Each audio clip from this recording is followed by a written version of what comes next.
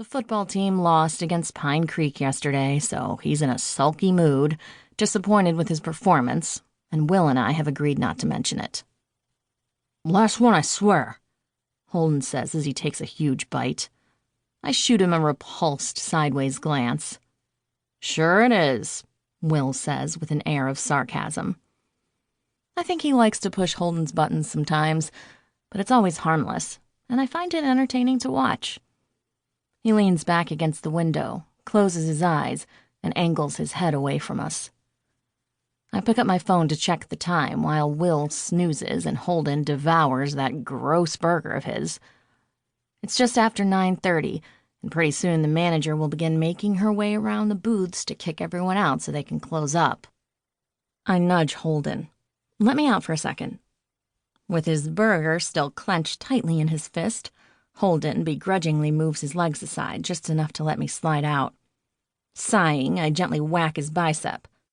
"And stop beating yourself up," I tell him, breaking the pact I made with Will. Football season has only just started.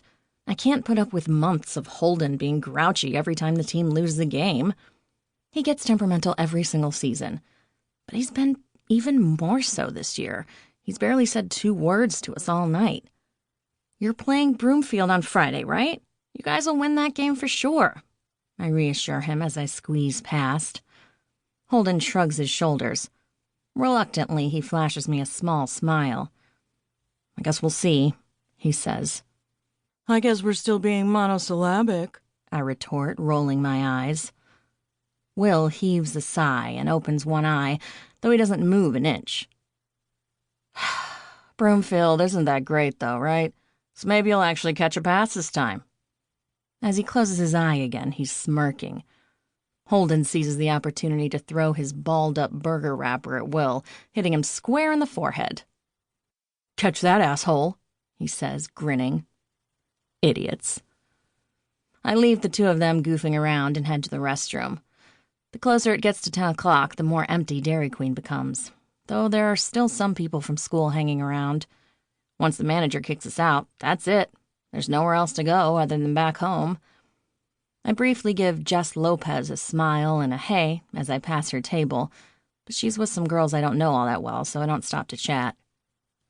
I continue into the cramped restroom instead and lock myself in one of 3 tiny stalls. While I'm there, I send my dad a quick text to let him know I'll be home within the next hour, resigned to the fact that Sunday is almost over.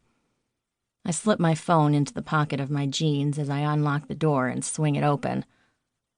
My heart stops for a split second when I glance up and there's someone there, standing motionless in front of the sinks. I hadn't heard anyone come in, and the moment I realize it's Danielle Hunter, I freeze on the spot. Her back is to me, but in the mirror's reflection, her eyes meet mine. I haven't said more than a few words to Danielle since last year. I've barely seen her, and when I have, I've never known how to act or what to say.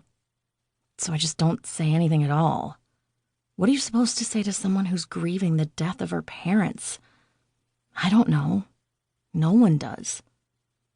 But right now, I can't just turn my eyes to the floor and keep on walking like I would do otherwise. I'm suddenly aware of how small it is in here, and she's watching me with those blue eyes of hers. They are such a stark contrast with her newly jet-black hair that it just doesn't quite look right. Her entire face is blank, emotionless. I swallow and shift past her to the sink farthest away. I turn on the water, staring robotically at my hands as it cascades over my skin. Do I say something? I know I should, but I don't know what, and I don't know how. My cheeks feel hot from the pressure bearing down on me while I deliberate over whether now is the right time to finally say something to Danielle Hunter. I have always wanted to talk to her again, but never could. I glance back up at Danielle in the mirror, only to find she's still staring at me. I am going to go for it. I am going to talk to her, and I am going to do it right now before I overthink it. With as much courage as I can muster, I force myself to look directly at Danielle. The smile I plaster upon my lips is supposed to be normal and sincere, but I'm trying too hard, and she knows it.